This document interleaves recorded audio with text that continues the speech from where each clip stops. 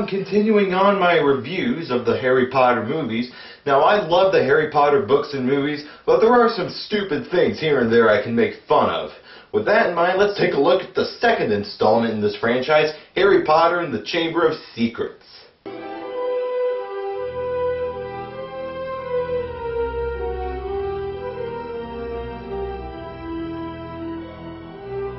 So we start off with Harry back at the Dursleys' house, looking at the photo album that Hagrid gave him at the end of the first movie. My question is, who took that picture of Harry, Ron, and Hermione? I guess Hagrid took it, but I've never seen him with a camera. Let's go over our schedule once again, shall we? Petunia, when the Masons arrive, you will be... in the lounge, waiting to welcome them graciously to our home. Good. And Dudley, you will be... I'll be waiting to open the door. Excellent.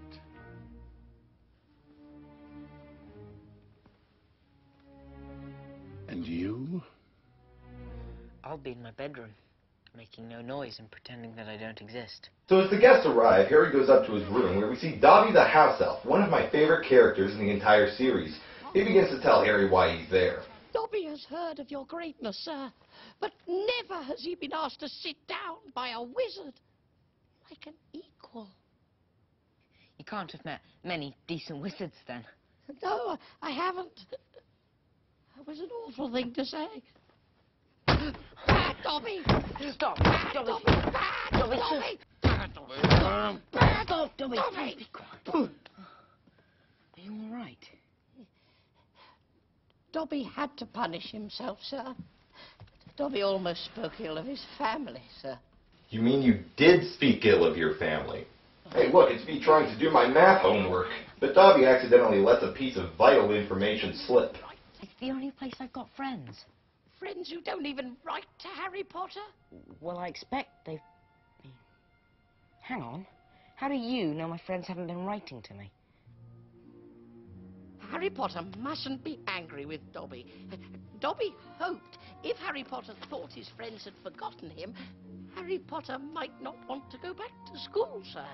Okay, now why would Dobby bring the letters with him? And then why would he just openly display them? It's shit like this that's gonna bring this situation to a head, man!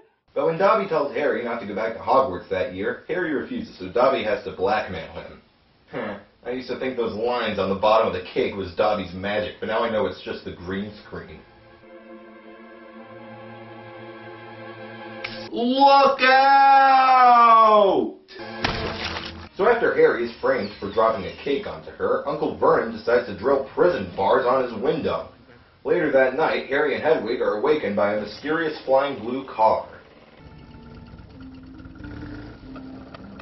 Hiya, Harry. Well, that was a terrible catchphrase. Why couldn't you say, need a lift? Oh, come on, it's better than... Hiya, Harry. So as Ron, Fred, and George try and bust Harry out of the Dursley's house, Uncle Vernon wakes up and tries to stop Harry.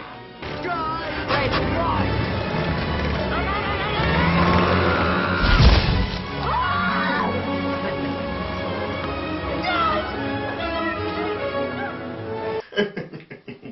He should be dead. So since it apparently takes 5 hours to fly to the Weasley's house, it's morning by the time the crew reach them. They sneak inside and we take a look at the Weasley's grandfather clock, which points wherever a family member is. Yeah, shouldn't Mrs. Weasley and Ginny also be pointing at home? But speaking of Mrs. Weasley and Ginny, the next morning Mrs. Weasley cooks the family some delicious breakfast, and we see Ron's sister, Ginny. Mummy, have you seen my jumper? Yes, dear, it was on the cat. Okay, first of all, what's a jumper? And second of all, why would it be on a cat? Mr. Weasley also comes home from a long night shift at the Ministry of Magic. And who are you? Oh, sorry, sir. I'm Harry, sir. Harry Potter. The name's Potter. Harry Potter. Your sons flew that enchanted car of yours to Surrey and back last night. Did you really? How'd it go? I mean, that was very wrong indeed, Rose. Very wrong indeed. You must know all about my book. Family owl Errol is seen in the distance delivering the kids' Hogwarts letters. There's only one place we're going to get all of this. eBay! Or Diagon Alley. Now here's a part I never understood. For those of you who don't know, the Weasleys usually travel around with flu powder. You step into the fireplace, you say the name of your destination, throw the powder on the ground, and it takes you to wherever you asked it to. Now, for some reason, when it's Harry's turn to do it, he says, Diagonally. but then he ends up in Borgin and Burke's. Since when does Diagonally. sound like Borgin and Burke's? Well, for whatever reason, Harry ends up in Borgin and Burke's, a dark artifact shop in Nocturne Alley, the 134th Street of Diagon Alley. So after he escapes from the evil hand, Harry runs out into Nocturne Alley where he's about to get kidnapped by a bunch of pedophiles. I love how Harry has to wait to say his line so Hagrid could show up just at the right moment. Come with us. We'll help you find your way back. No, please. Harry? So Hagrid saves Harry and reunites him with Hermione and the Weasleys, who are in the bookstore where Gilderoy Lockhart is giving a little talk. Ladies and gentlemen, what an extraordinary moment this is. When young Harry stepped into Flourish and Blots this morning to purchase my autobiography, Magical Me, which, incidentally, is currently celebrating its 27th week atop the Daily Prophet bestseller list, he had no idea that he would in fact be leaving with my entire collected works, free of charge. Personally, this is how I always imagined Michelle Obama in person. After Lockhart makes Harry have a picture with him for the Daily Prophet, we have a little confrontation with the Malfoy family. Famous Harry Potter. Can't even go to a bookshop without making the front page. Jealous? Voldemort killed my parents. He was nothing more than a murderer. You must be very brave to mention his name. Or very foolish.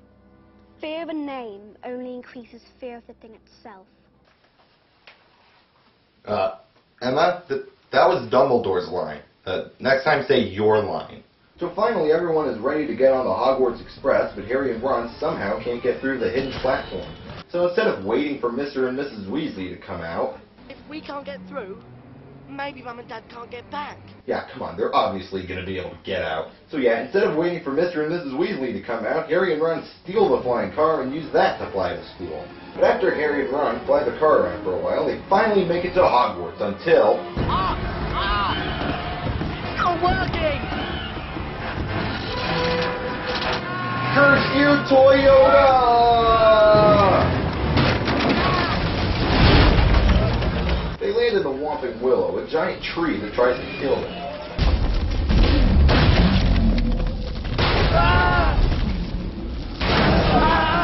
Don't worry, his bark is worse than his bite. So the next morning, the second years at Hogwarts go to their first class of the year, Herbology, taught by Professor Sprout. Now, after more than 5 years of reading these books and watching these movies, I've never noticed this before, but is it just me, or is it supposed to be coincidental that the herbology teacher's name is Professor Sprout? Well, Professor Sprout teaches the class about mandrakes. Longbottom's been neglecting his ear muffs. No, ma'am. He's just fainted. Yes, well, just leave him there. Right. Yeah, that doesn't seem very legal. I will make it legal. That day at lunch, however, things take a turn for the worse for Ron when Mrs. Weasley sends him a howler. I ignored one from my gran once. It was horrible. So after yelling at Ron for stealing the car, the howler, for some reason, sticks its tongue out at Ron. Did Mrs. Weasley stick her tongue out at Ron while she was recording the message, or do howlers just always do that when they're done playing the message? Oh well, we have white male Michelle Obama to teach the kids defense against the dark arts. He introduces them to some pixies, but lets them out of their cage, resulting in complete chaos. And I highly doubt 2 pixies could lift Neville up by the ears, and even if they could, you'd think his ears would just snap off. But after Hermione uses a charm to freeze the pixies, Harry heads off to Quidditch practice where a little trouble stews. Oh, I smell trouble. You see, Weasley, unlike some, my father can afford the best. At least no one on the Gryffindor team had to buy their way in. They got in on pure talent. No one asked your opinion, you filthy little mudblood. But later that night, Harry is walking back to the Gryffindor common room where...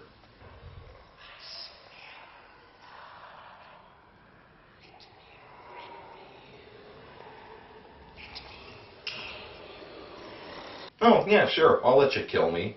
He meets up with Ron and Hermione, and the three of them discover something horrifying.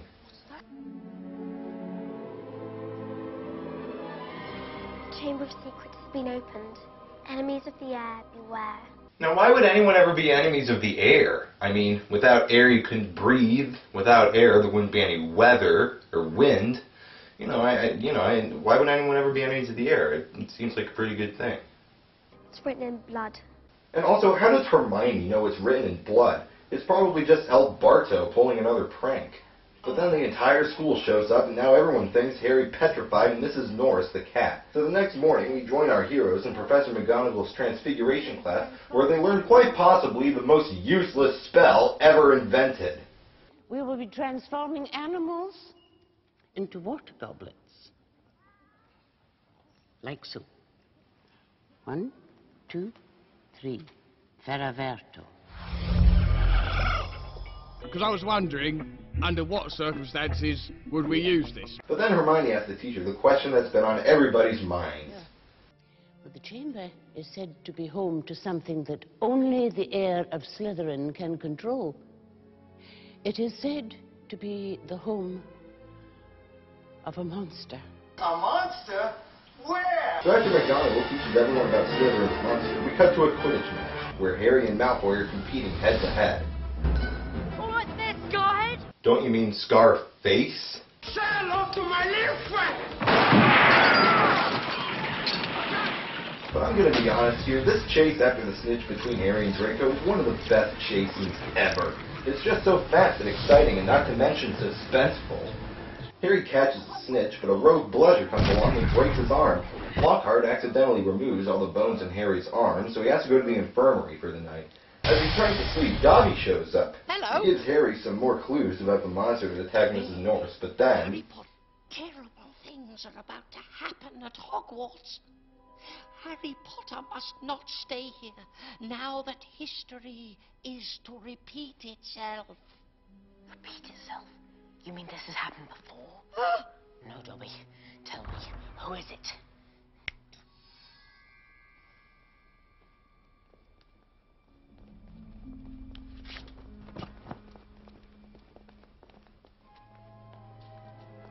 Put him here.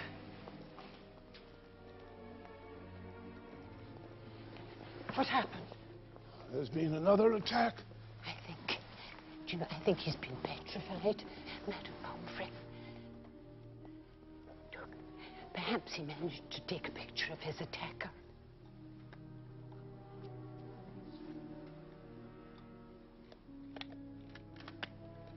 Oh, what can this mean? Help us. It means that our students are in great danger. What should I tell the staff? The truth. Tell them Hogwarts is no... If Dobby can apparate wherever and whenever he wants, why can't he just escape from his enslavement? But Dumbledore and some other teachers show up to report the attack on another student, Colin Creevy. Perhaps he managed to take a picture of his attacker.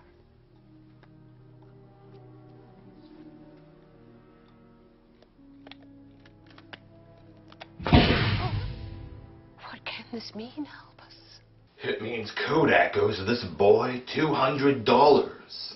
But Harry gets out of the hospital wing, where he and his friends believe that Draco might know something about the heir of Slytherin, so they decide to make some Polyjuice potion to disguise themselves as Slytherins and try and get the information out of him. They hide out in the girls' bathroom to brew the potion, but the ghost that haunts the bathroom, Moaning Myrtle, is in there with them. No one ever comes in here. Why? Moaning Myrtle. Who? Moaning Myrtle. Who's Moaning Myrtle? I'm Moaning Myrtle.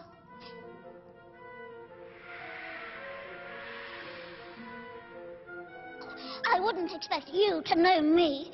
Who would ever talk about ugly, miserable, moping, moaning Myrtle?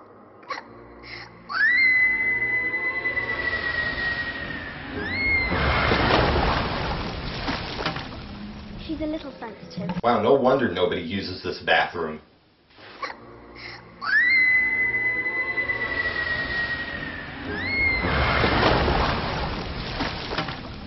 She's a little sensitive.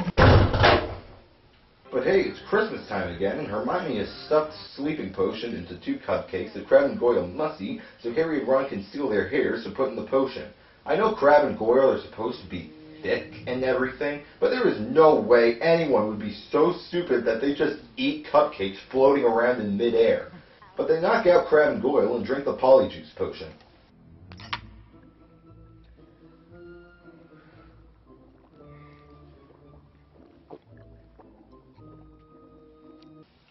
Still better than eating at Arby's. But also none of them could have gently set down the glasses. They just drop them right on the ground.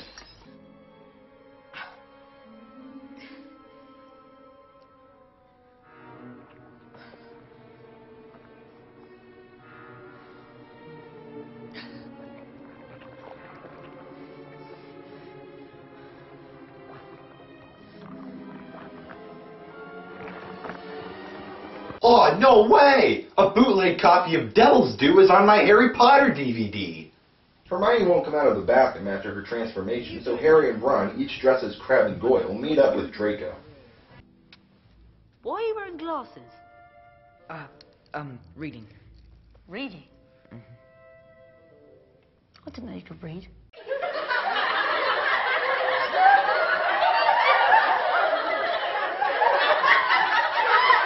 But they make it to the common room and try to get Draco to spill the beans.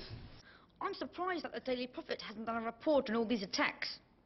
I suppose Dumbledore's trying to hush it all up. Father always said that Dumbledore was the worst thing that ever happened to this place. Your acting is the worst thing that's ever happened to this place. Harry and Ron eventually find out that Draco didn't open the chamber and run back to tell Hermione. But it's okay, Hermione just got turned into a horrible CGI cat. Harry and Ron take her to the hospital wing and then talk about it later. She should be out of hospital in a few days, when she stops coughing up furballs. So were they discovered for making the Polyjuice potion or not? But Harry and Ron head back into the girls' bathroom and see Myrtle crying. Apparently someone threw a mysterious black book at her. Harry takes it with him and tries to write in it later that night. My name is Harry Potter.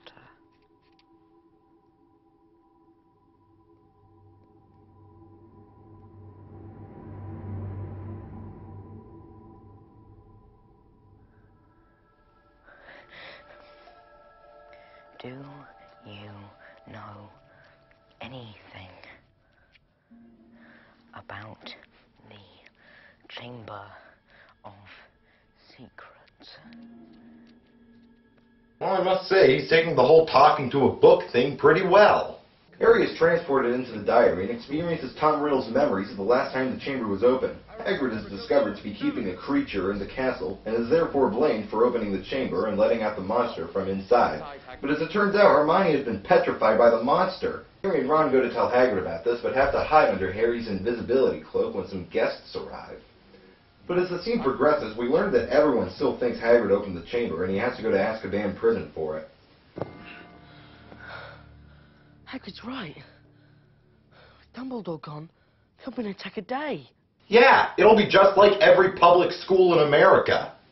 But Harry and Ron head off into the Forbidden Forest after the spiders Hagrid said they should follow. They come across Aragog, a giant talking spider who isn't nearly as cool as the ones in Desolation of Smog.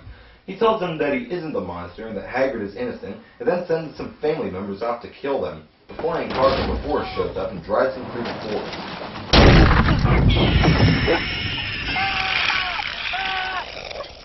Hey, Harry, maybe now would be a good time to use that spell that turns animals into water goblets.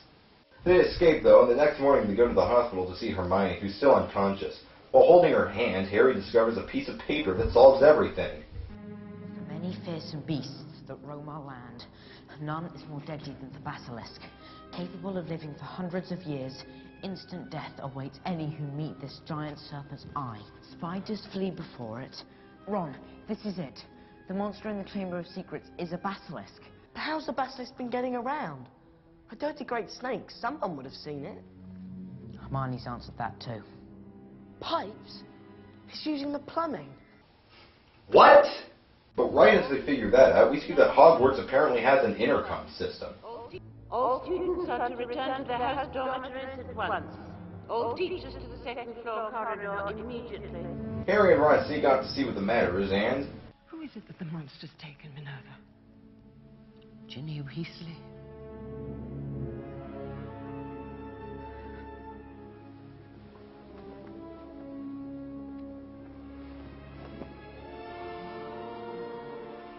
Her skeleton will lie in the chamber forever. Well, you know, even skeletons decompose at some point. So Harry, Ron, and Lockhart discover the opening into the Chamber of Secrets. They eventually get in there, but when Lockhart tries to erase Harry and Ron's memories, he's spelled back by it and traps Finn and Ron into a cage of rock. Harry must press on into the chamber alone. But Harry sees Tom Riddle as a memory in the cave, who finally reveals his evil secret.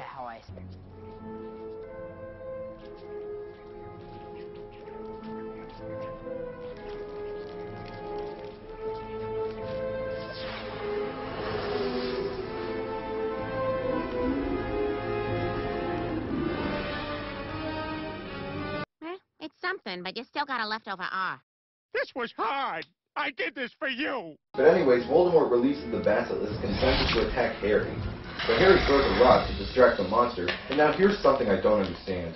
Assuming Voldemort's memory came to life, what about the Voldemort that lived inside Quirrell? If that Voldemort is still out there, would there be two Voldemorts then? Just a thought. But wait a minute, how did the basilisk get in that water? Harry threw a rock and it slithered away. And now it's swimming around in a puddle? Oh well. Harry begins his final showdown with Basilisk, and instead of standing still again like he did before, he decides to climb up a dangerous statue where the Basilisk can easily kill him. Harry kills the Basilisk, but is bitten with its poisonous fangs in the process. He stumbles to the ground and for some reason knows to stab Tom Riddle's diary with the fangs to kill him. I mean, it worked, but how did he know how to stab him? Oh, and after Riddle dies, Ginny wakes up, and Fawkes, Dumbledore's Phoenix, shows up.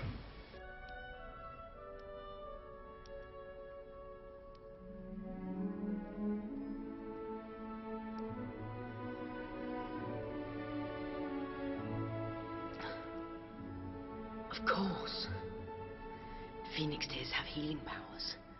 So then why doesn't St. Mungo's Hospital have bottles of Phoenix tears so they can cure everyone? So now the day is saved and Fawkes carries everyone out of the Chamber of Secrets. The scene is a little distracting when the background looks like the DVD menu for the extended editions of Lord of the Rings. So Fawkes, I guess, flies everyone straight into Dumbledore's office the next morning. If you want proof why you belong in Gryffindor, then I suggest you look more closely at this. You got blood all over my pillbox. And here's another thing I don't get. Lucius Malfoy and Dobby show up, and Harry sticks his sock into Tom Riddle's diary, gives it to Lucius, who gives it to Dobby. Master has given Dobby a sock. What? I didn't... Master has presented Dobby with clothes.